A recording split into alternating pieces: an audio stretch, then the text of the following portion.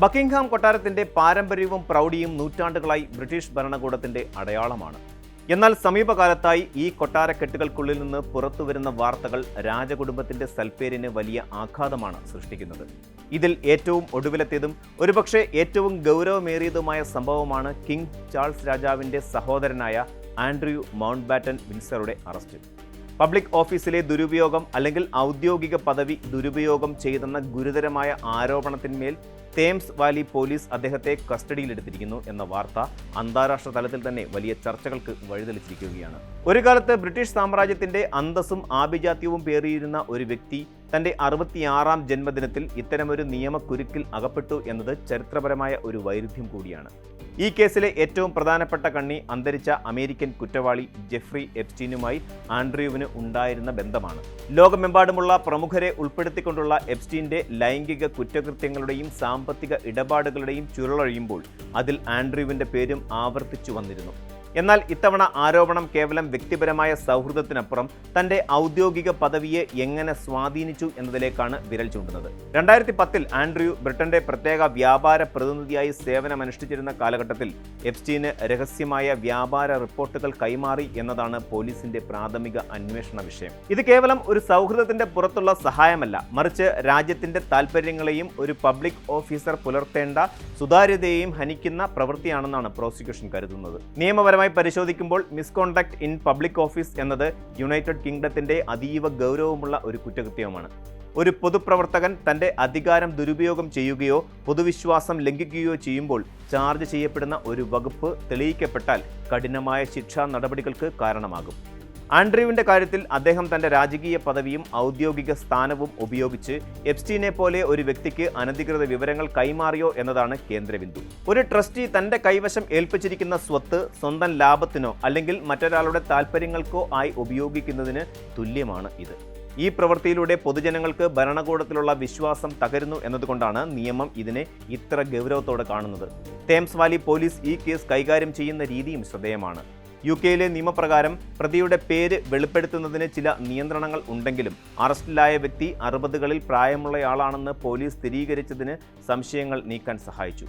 വ്യാഴാഴ്ച തന്റെ 66ാം ജന്മദിനം ആഘോഷിച്ച ആൻഡ്രൂവിനെ തന്നെയാണ് പോലീസ് ലക്ഷ്യമിട്ടതെന്ന് വ്യക്തമാണ്. മാസങ്ങളോളം നീണ്ട തെളിവ് ശേഖരണത്തിനും റിപ്പോർട്ടുകൾ വിലയിരുത്തിയതിനും ശേഷമാണ് ഇത്തരമൊരു നീക്കത്തിലേക്ക് പോലീസ് കടന്നത് എന്നത് കേസിന്റെ ഗൗരവം വർദ്ധിപ്പിക്കുന്നു.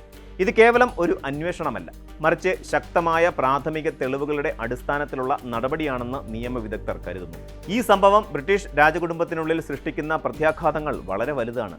കിങ് ചാൾസ് മൂന്നാമൻ രാജാവ് സിംഹാസനത്തിൽ ഇരിക്കുന്ന ഈ കാലഘട്ടത്തിൽ തന്റെ അടുത്ത കുടുംബാംഗങ്ങൾക്കെതിരെ ഉയർന്ന ഇത്തരം ആരോപണങ്ങൾ രാജഭരണത്തിന്റെ നിലനിൽപ്പിനെ തന്നെ ചോദ്യം ചെയ്യുന്നതാണ്. രാജകുടുംബത്തിന്റെ വലിപ്പം കുറയ്ക്കാനും കൂടുതൽ ആധുനികവൽക്കരിക്കാനും ആഗ്രഹിക്കുന്ന ചാൾസിന് തന്റെ സഹോദരന്റെ ഈ വീഴ്ച വലിയൊരു വെല്ലുവിളിയാണ്. ആൻഡ്രൂവിനെ നേരത്തെ തന്നെ രാജകീയ ചുമതലകളിൽ നിന്നും സൈനിക പദവികളിൽ നിന്നും മാറ്റി നിർത്തിയിരുന്നുവെങ്കിലും ഒരു അറസ്റ്റ് എന്ന നടപടി അന്താരാഷ്ട്ര തലത്തിൽ ബ്രിട്ടന്റെ പ്രതിച്ഛായയെ ബാധിക്കും. ഇത് രാജകുടുംബത്തിന് കേവലം ഒരു കുടുംബ പ്രശ്നമല്ല, മറിച്ച് ഒരു ഭരണഘടനാപരമായ പ്രതിസന്ധി കൂടിയാണ്. പൊതുജനങ്ങളുടെ ഇടയിലും ഈ വാർത്ത വലിയ പ്രതിഷേധങ്ങൾക്ക് കാരണമായിട്ടുണ്ട്. അധികാരത്തിലുള്ളവർക്ക് എന്തും ചെയ്യാമെന്ന സാഹചര്യം മാറണമെന്നും നിയമം എല്ലാവർക്കും ഒരുപോലെയാണെന്നും ജനങ്ങൾ ആഗ്രഹിക്കുന്നു. ആൻഡ്രൂവിനെതിരെയുള്ള മുൻപത്തെ സിവിൽ കേസുകളും സെറ്റിൽമെന്റുകളും ജനമനസ്സുകളിൽ വലിയ മുറിവുകൾ സൃഷ്ടിച്ചിരുന്നു. അതുകൊണ്ട് തന്നെ പുതിയ ക്രിമിനൽ അന്വേഷണം നീതി നടപ്പാക്കാനുള്ള അവസാന അവസരമായാണ് പലരും കാണുന്നത്. നികുതിപ്പണം ഉപയോഗിച്ച് പ്രവർത്തിക്കുന്ന രാജകീയ സംവിധാനങ്ങൾ സുതാര്യമായിരിക്കണമെന്ന ആവശ്യം വീണ്ടും ശക്തമാവുകയാണ്. ജെഫ്രി എപ്സ്റ്റീൻ എന്ന നിഗൂഢ വ്യക്തിത്വത്തിന്റെ നിഴലിൽ നിന്ന് മുക്തമാകാൻ ബ്രിട്ടീഷ് രാജകുടുംബത്തിന് ഇനിയും സാധിച്ചിട്ടില്ല എന്നത് ഈ സംഭവം അടിവരയിടുന്നു. ഭാവിയിൽ ഈ കേസ് എങ്ങോട്ട് നീങ്ങും എന്നത് പ്രവചനാതീതമാണ്. അന്വേഷണം പുരോഗമിക്കുമ്പോൾ കൂടുതൽ ഞെട്ടിപ്പിക്കുന്ന വിവരങ്ങൾ പുറത്തുവരാൻ സാധ്യതയുണ്ട്. 2010-ലെ വ്യാപാര റിപ്പോർട്ടുകൾ കൈമാറുന്നതിലൂടെ എന്തെങ്കിലും തരത്തിലുള്ള സാമ്പത്തിക ലാഭം ആൻഡ്രൂവിനോ എപ്സ്റ്റീനോ ലഭിച്ചിട്ടുണ്ടോ എന്ന് പോലീസ് പരിശോധിക്കുന്നുണ്ടാകാം. ഒരു രാജ്യത്തിന്റെ സാമ്പത്തിക താൽപ്പര്യങ്ങൾ വിദേശത്തുള്ള ഒരു വ്യക്തിയുടെ കയ്യിൽ അകപ്പെട്ടുവെന്നത് സുരക്ഷാപരമായ പാകപ്പിഴ കൂടിയാണ് സംഭവിച്ചിരിക്കുന്നത്.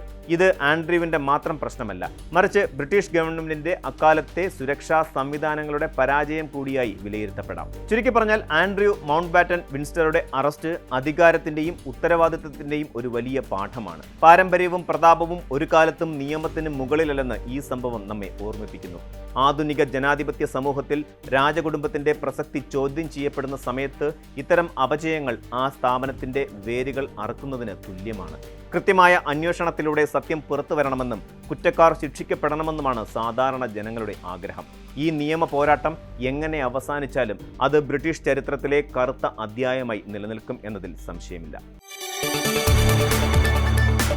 കൂടുതൽ വാർത്തകൾക്ക് news 18 Keralam YouTube channel subscribe ചെയ്യുക.